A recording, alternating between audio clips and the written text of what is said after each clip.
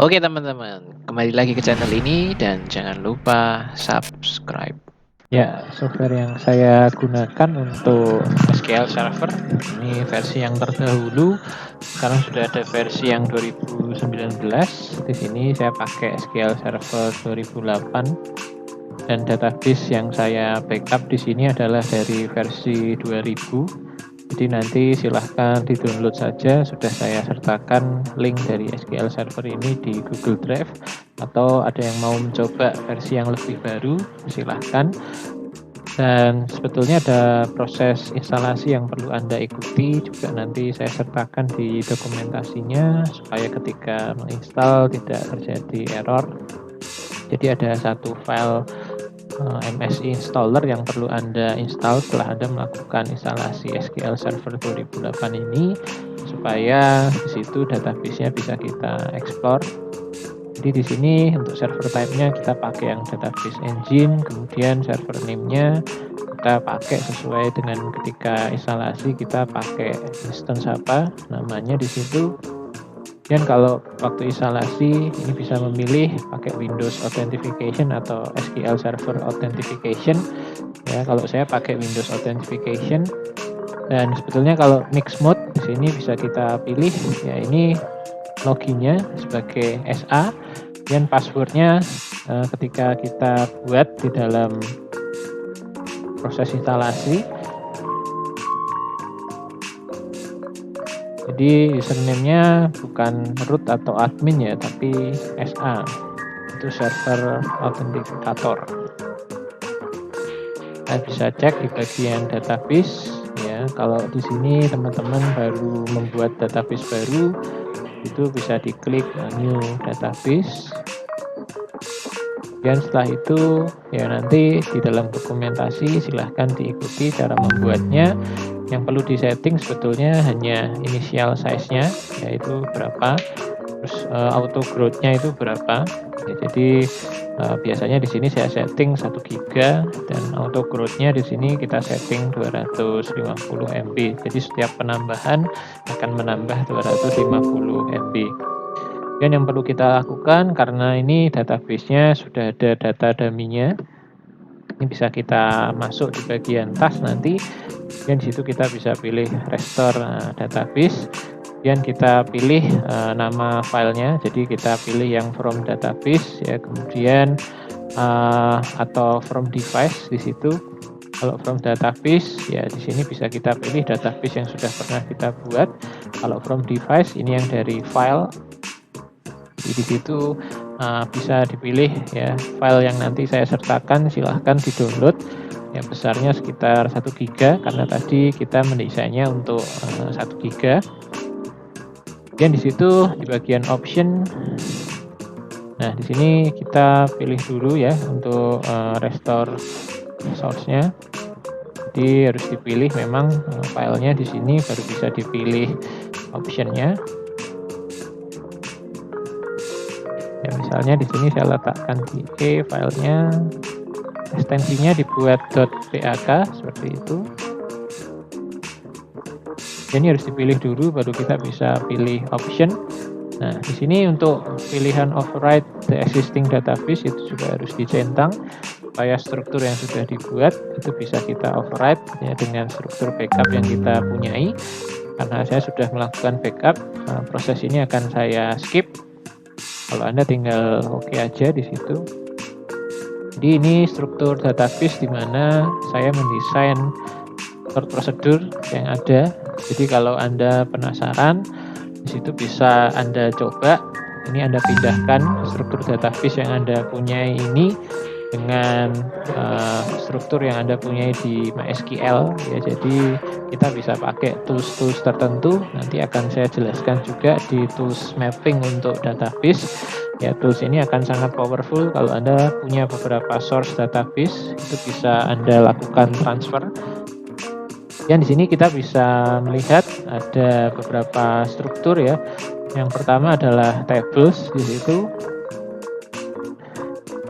Jadi database yang saya pakai di sini contoh kasusnya adalah dari Maximo.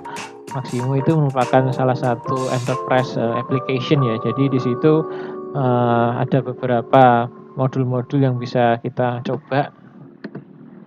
Tapi aplikasinya ini akan saya share kalau Anda mengambil kuliah sistem berbasis enterprise ya. Di situ kalau di sini database-nya saja. Jadi nanti akan kita lihat strukturnya seperti apa dari struktur query yang dulu pernah saya siapkan. Memang kita harus mengenali karakteristik aplikasinya dulu satu persatu, baru kita bisa mengenal relasinya. Jadi ini merupakan satu proses yang lumayan panjang karena saya dulu harus mempelajari dulu proses bisnisnya satu persatu. Sampai di situ saya mengetahui transaksi itu mulai dari mana. Jadi di sini kita lihat contoh store prosedur yang nanti juga akan saya share. Di sini yang perlu kita lakukan ya, yang pertama kalau di SQL Server ya, di situ Anda bisa set ya misalnya beberapa parameter. Ya, ini parameter standar yang perlu Anda set ya. Jadi di situ tinggal set aja terus kemudian go. Ini supaya kita bisa memasukkan tadi karakter dengan format-format tertentu dan juga ada code identifier yang kita persiapkan di dalam prosedur. Bila itu sudah di set sekali sebetulnya cukup. Kemudian di sini tinggal kita create tadi prosedurnya. Dan kalau kita lihat strukturnya ini hampir mirip dengan struktur yang kita punyai di dalam SQL. Cuma bedanya di situ adalah pembuatan parameter input dan output tidak di dalam kurung ya, tapi langsung didefinisikan seperti itu.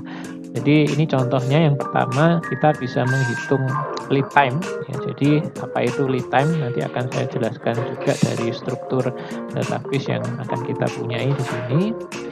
Yang pertama kita masukkan untuk parameter input yaitu adalah item number. Item number ini bisa diambil dari inventory ya. Jadi di database Maximo itu ada inventory, gudang yang menyimpan barang-barang di situ ya. Jadi di dalam inventory itu ada list barang dengan jumlah stoknya ada berapa. Kemudian juga di sini kita buat variabel yang lain yaitu add lead time. Ini sebagai output ya. Jadi tadi kalau output dan input itu di dalam kurung di MySQL, kalau di SQL Server tinggal didefinisikan seperti itu ya setelah nama prosedurnya. Ya di situ kita beri kata kunci S ya untuk bisa memulai prosedurnya ya. Di situ kita beri kata kunci S, kemudian baru kita bikin di situ. Kemudian N-nya ada 2 karena saya pakai perulangan dan juga if ya yang ada di situ. Kemudian akhirnya harus dieksekusi perintah go. Jadi di sini seperti yang saya bilang ketika menjelaskan store prosedur sebelumnya, di sini ada 2 store prosedur yang saya buat. Jadi ini store prosedur untuk cetakannya dulu. Jadi logik-logiknya akan saya buat di sini. Kemudian untuk mengeksekusi saya akan membuat store prosedur yang kedua. Ya di sini adalah TPO SP update lead time. Kemudian di sini kita lihat dulu struktur yang pertama. Ya, kita mulai store prosedurnya. Di sini kita set beberapa parameter. Yang pertama no count-nya, di situ kita setting jadi on. Ini salah satu prosedur juga yang perlu kita lakukan ya. Jadi di dalam database tertentu kita memang perlu mempelajari bagaimana di situ men-setting beberapa parameter yang perlu kita persiapkan.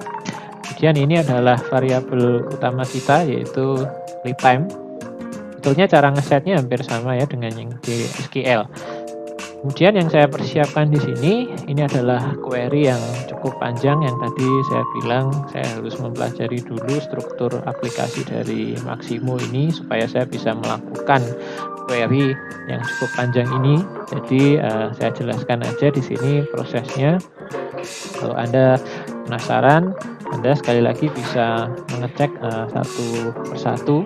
Ya.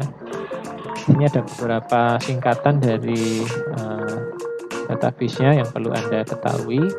Jadi di sini saya melakukan summarization dari beberapa jumlah ya. Jadi di sini yang saya jumlahkan adalah berapa hari sih barang itu mulai di stok dari gudang ya. Jadi proses bisnisnya di sini yang dipakai adalah biasanya ada satu keluhan di bagian mesin.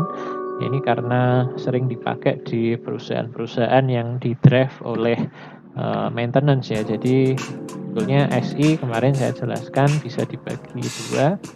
Yang satu di drive oleh adanya sales penjualan, yang satu di drive oleh adanya maintenance karena kita harus di situ membeli spare part dari barang-barang kita yang kita prediksikan di situ akan rusak ya. Jadi sebetulnya ada maintenance management yang bisa kita ketahui di situ seperti apa strukturnya ya, kapan harus beli spare part ya. Di situ bisa kita di sini buat juga fungsi-fungsi tadi untuk memprediksikan kapan kita harus membeli spare part yang baru dan belinya di mana.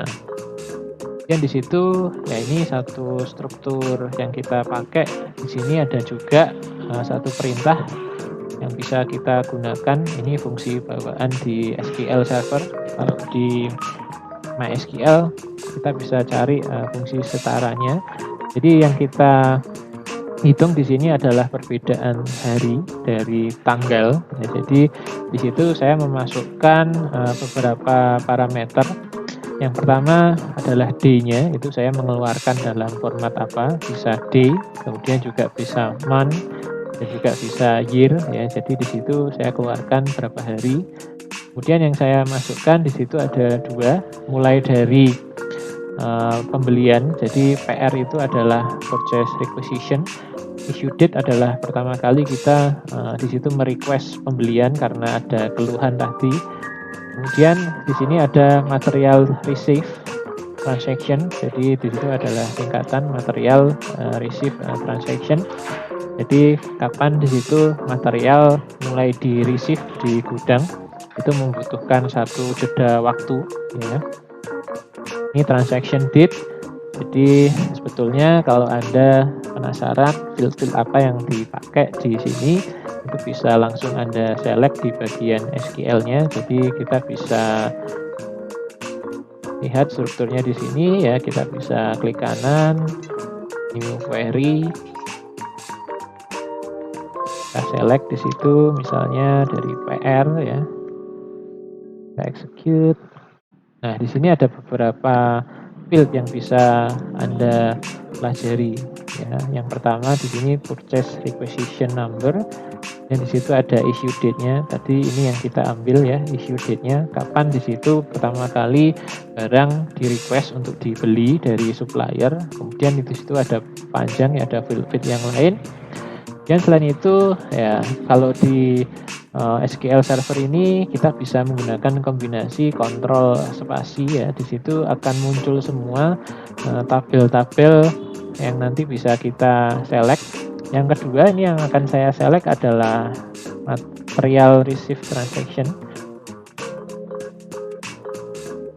Ini strukturnya, jadi ini ID utamanya di item 6. Kalau tadi ID utamanya di PR6 ya. Kemudian kita cek di situ apakah ada field yang bisa menghubungkan dari matrix supaya bisa diselect join gitu ya. Kita harus mencari field apa yang di situ harus kita pakai untuk query joinnya. Dan di situ saya ambil ini transaction date ya dari receive transaction-nya. Dan di situ ini hasil date difference-nya ini ya. Tadi kita summary secara keseluruhan. Kemudian kita bagi dengan count ya. Di sini saya count bintang dari PR line. Jadi di sini PR line akan menunjukkan bahwa di situ ada beberapa baris ya. Jadi kita bisa lihat untuk PR line. PR line ini adalah tabel transaksi yang merupakan turunan dari PR tadi ya. Jadi acuannya sama, di sini PR6. Jadi ketika kita membeli barang itu bisa terjadi ada beberapa barang yang dibeli sekaligus.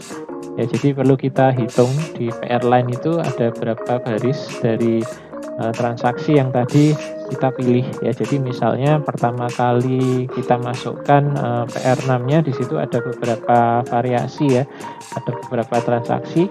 Ini kita join ya dengan PR dengan parameter seperti ini. Tentu yang di sini tadi perlu kita cari dulu nama field yang di situ bisa kita pakai untuk join apa. kebetulan di sini adalah PR6 ya, dan di PR lainnya juga PR6. Kemudian di situ tadi kita joinkan ya dengan matrix trans, material receive transaction. Juga di sini material receive transaction itu terjadi setelah PR ini di-approve ya. Jadi ada permintaan untuk membeli barang, kemudian di divisi purchasing ya. Jadi di perusahaan itu dibagi ada divisi purchasing. Kemudian di situ dia harus melakukan purchase order ya. Setelah membuat PR itu dia harus melakukan purchase order. Jadi purchase order ini yang nanti akan dijadikan acuan ketika material itu di-receive. Sehingga di situ yang kita gunakan untuk join yaitu adalah di bagian PO6 lagi, bukan di bagian PR6. Sehingga di situ PR line ini nanti kalau sudah di-approve yaitu nanti bisa dicek, di situ akan diupdate field PO6-nya. Jadi PR dan PO itu sebetulnya nyambung ya. Jadi di situ bisa dipakai PR line PO6 karena tadi yang kita pakai PR line-nya. Karena PR line itu per barang bukan per transaksi, jadi satu transaksi bisa banyak barang. Ya, jadi di situ kita cek barangnya satu persatu ada berapa. Dan setelah itu kita masukkan ya di sini matrix trans PO6 karena ujung dari material transaction itu harus terjadi PO dulu. Kemudian di sini yang bisa kita pakai yaitu adalah item 6 ya. Jadi karena kita ingin mengecek setiap barang nih, item 61 itu misalnya barang satu ya. Misalnya kalau di sini ya on the deal spare part seperti crop dan sebagainya itu ya bisa kita anggap sebagai item. Jadi selain PO6-nya kita juga harus mengecek apakah item 6-nya itu juga sama, sehingga kita cek matrix trans.item 6 sama dengan prline.item 6. Dan selain itu kita harus juga menyamakan ya, jadi prline.PO line 6. Jadi di sini kita ambil ya PR itu karena merupakan dasar untuk membentuk PO, jadi di situ line-nya biasanya sih sama ya. Jadi misalnya kita transaksi untuk barang pertama ya nanti di PO-nya akan juga menjadi line pertama. Dan kita cocokkan dengan matrix trans PO line 6-nya. Sehingga di situ nanti kita cek ya di mana di situ yang PO-nya sudah diproses, artinya di situ PO6-nya tidak nol. Yang juga kita berikan persyaratan, jadi ini kunci yang kita pakai, yang kita masukkan adalah item 6 yang di situ pernah di request untuk dibeli ya. Jadi memang ujungnya dari di sini untuk ujung awalnya adalah dari purchase requisition ya, menuju material transaction. Dan kita masukkan ini kata kuncinya ya. Jadi di situ karena saya boleh pakai tanda petik. Ini seperti di PHP ya, jadi karena tadi saya awali dengan tanda petik 2 ini sebetulnya adalah untuk di situ supaya kita bisa menambahkan query-query yang bersifat variabel ya. Jadi karena di situ saya membutuhkan nilai dari variabel item 6, jadi struktur di sini untuk menambahkan nilai masukan dari variabel yang tadi kita setting. Di sini kita bisa pakai petik 2, ini petik 2, kemudian di tengah-tengahnya kita bisa pakai plus add item 6, kemudian plus lagi. Ya, seperti ketika Anda menulis di luar script PHP itu misalnya Anda membutuhkan variabel ya. Misalnya Anda ingin mencampur, Anda ingin menulis value di dalam script HTML, itu bisa pakai cara seperti ini. Jadi hampir sama kalau yang sudah pernah melihat script PHP. Dan selain itu di versi Maximo yang baru itu ada PO revision 6-nya ya. Jadi di situ PO itu bisa dikoreksi kalau memang salah ya. Jadi ini saya tidak perlulah beli barang apa gitu ya, sehingga di situ kita cek matrix transnya di situ sampai di receive ada beberapa kali koreksi ya. Kita ambil koreksi yang paling terakhir ya, sehingga di sini saya select max PO revision 6-nya, tapi di versi yang nanti kita coba ini tidak perlu ya, jadi bisa dihapus. Kemudian ada beberapa syarat lagi ya, karena di situ kita pilih revisi mana yang terakhir. di belakang kita harus masukkan lagi tadi variabel yang akan kita jalankan, yaitu item 6. Kemudian di sini juga ada beberapa syarat yang perlu kita masukkan di situ. Ya, jadi di sini ada issue type. Jadi ketika kita melakukan pembelian, bisa jadi barang yang kita receive itu tidak sempurna, sehingga di situ ada transaction kita mengembalikan barang. Jadi di sini kita harus exclude tadi query yang kita bisa pakai supaya di situ pengembalian barang itu tidak masuk ya di dalam transaksi ini. Jadi hanya barang-barang yang memang diterima dengan baik. Jadi query yang kita pakai sedemikian rupa itu seperti itu. Jadi kita menghitung tadi, kita jumlahkan semua ya. Jadi misalnya di sini kita bisa melihat satu gambaran. Misalnya saya punya barang A nih. Barang A itu dibeli 50 kali, barang A itu misalnya dibeli 30 kali. Nah, di situ di dalam setiap transaksi ya, misalnya dari transaksi pertama itu barang A sampai ke gudang ya, sampai di receive dengan perbedaan hari, misalnya sampai ke gudang 10 hari. Terus saya rata-rata semua sehingga perintahnya seperti itu ya. Jadi satu barang itu bisa kita ketahui ada berapa transaksi. Kemudian di situ nanti hasil misalnya jumlah seluruh harinya. Jadi saya tadi misalnya beli 10 kali ya, dari 10 kali itu berapa hari total yang dibutuhkan dibagi dengan jumlah transaksinya, sehingga di situ saya mendapatkan lead time. Nah, bisa jadi mungkin transaksi yang dibuat di software ini tidak sempurna, sehingga di situ bisa terjadi lead time-nya adalah 0 karena tanggalnya misalnya ada yang tidak dimasukkan dan sebagainya, ada banyak kasus ya. Sehingga di sini kita perlu cek jika lead time-nya itu adalah 0 ya, di situ perlu kita set di sini lead time-nya adalah 0. Jadi tadi kalau ada nilainya ya di situ kita masukkan lead time-nya adalah lead time, tapi kalau tidak ada nilainya kita masukkan lead time-nya 0. Ini supaya perhitungannya tidak error ya. Dan di situ kita bisa update ini, update inventory ya. Kemudian di situ kita set delivery time. Jadi ada satu field delivery time yang kita bisa cek di sini, kita pastikan dulu.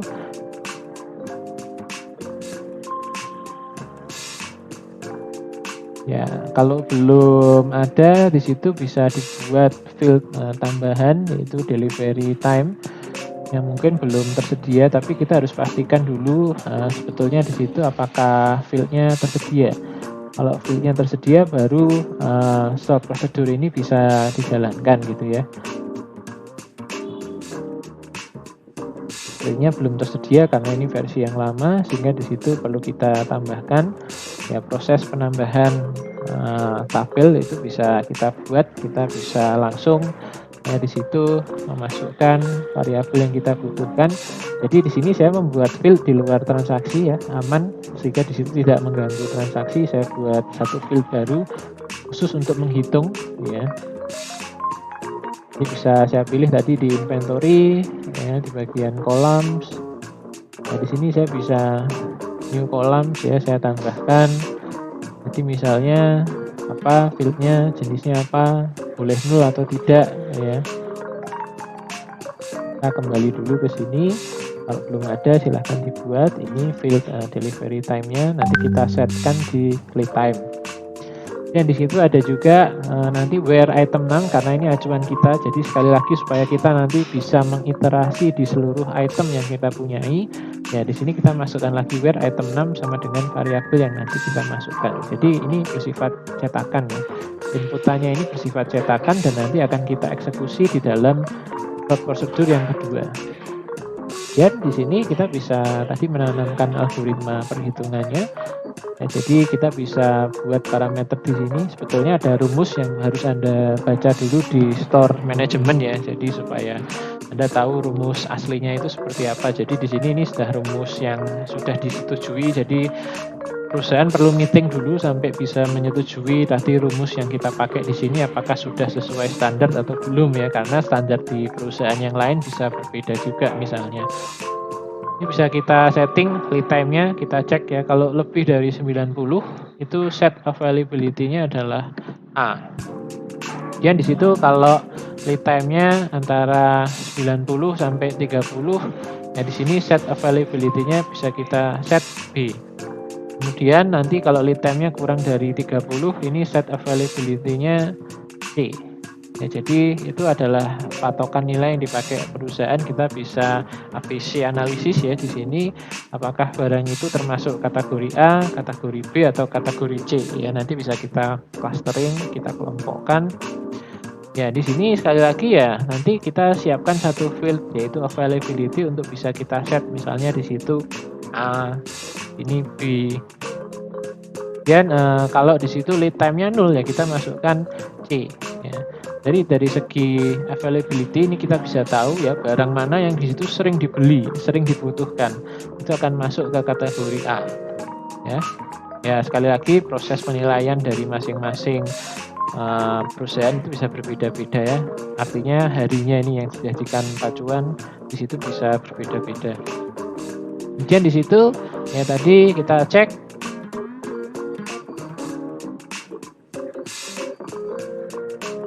ya, ini kita cek N-nya supaya sesuai. Ini N untuk menutup query yang di atas, menutup yang ini, dan baru go ya. Dan untuk start procedure yang kedua yang digunakan untuk eksekusi, ini tadi kita menggunakan ya, bukan permainan kursor ya, tapi sebetulnya juga bisa Anda gunakan permainan kursor supaya start prosedurnya ini cukup hanya satu aja. Tapi di sini saya menggunakan permainan dua start prosedur ya. Jadi yang kita siapkan kedua yaitu adalah update lead time. Ini yang nanti akan kita jalankan. Dan di sini update lead time ini akan mengeksekusi start prosedur yang tadi sudah saya siapkan. Ya, jadi di sini ada perintah exec ya, sama ya seperti di MySQL tadi. Kemudian isinya apa? Ya, isinya di sini adalah supaya saya bisa melakukan iterasi. Ini karena fungsinya dulu saya buat ketika saya baru belajar juga. Jadi di sini ini cara yang cukup primitif ya untuk bisa melakukan iterasi. Jadi di situ sekali lagi saya declare dua variabel 1 dan 2.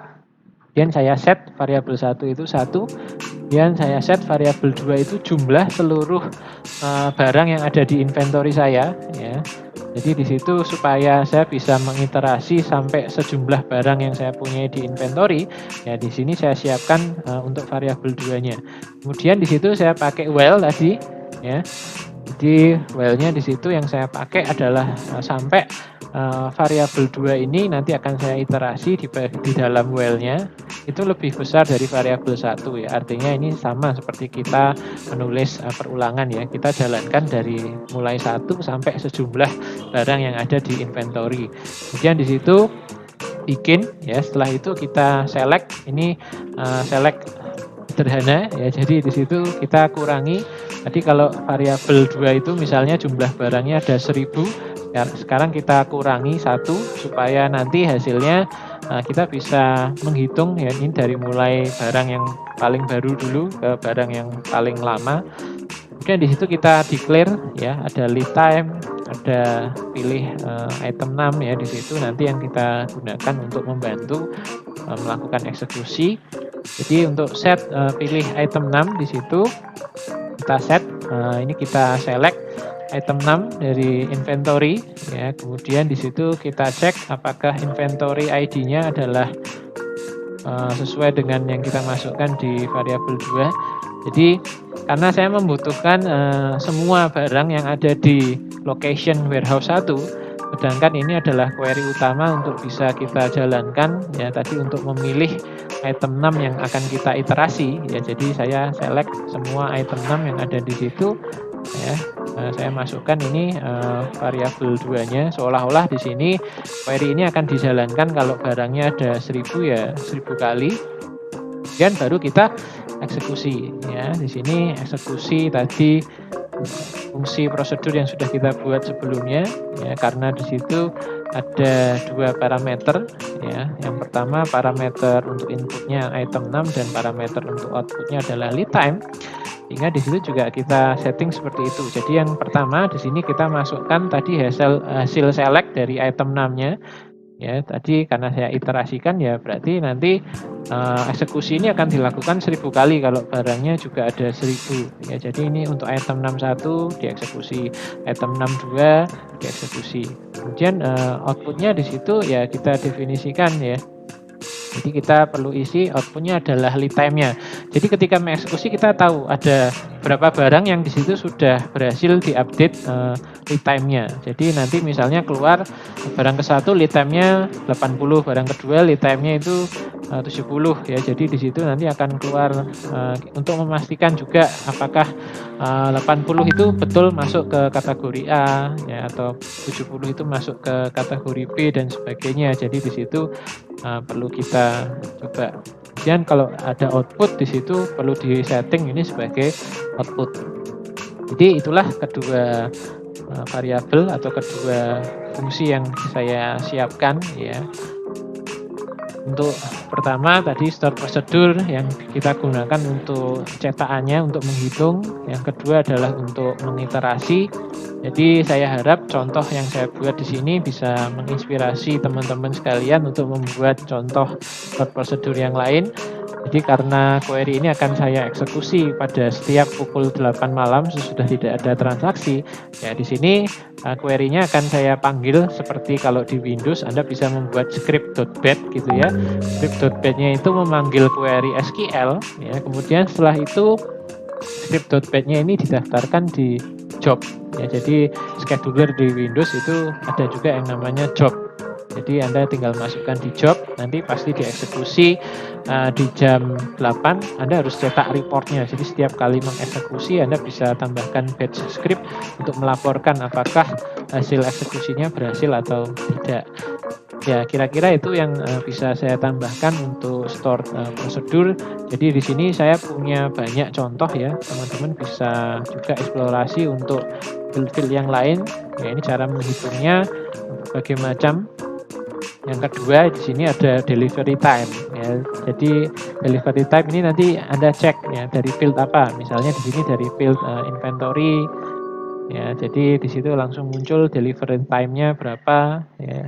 Ini sekali lagi dia memakai parameter lead time ya. Jadi di situ lead time ini kita eksekusi pertama, kemudian yang tadi delivery time ini akan kita eksekusi kedua ya. Begitu seterusnya kita hitung dulu lead time-nya, kemudian kita buat batch script untuk mengeksekusi misalnya delivery time-nya seperti apa. Jadi nanti script ini akan saya berikan semua linknya dan database-nya tentu saja. Anda bisa coba di situ untuk bisa melakukan percobaan tadi membuat sampai script ini bisa berjalan.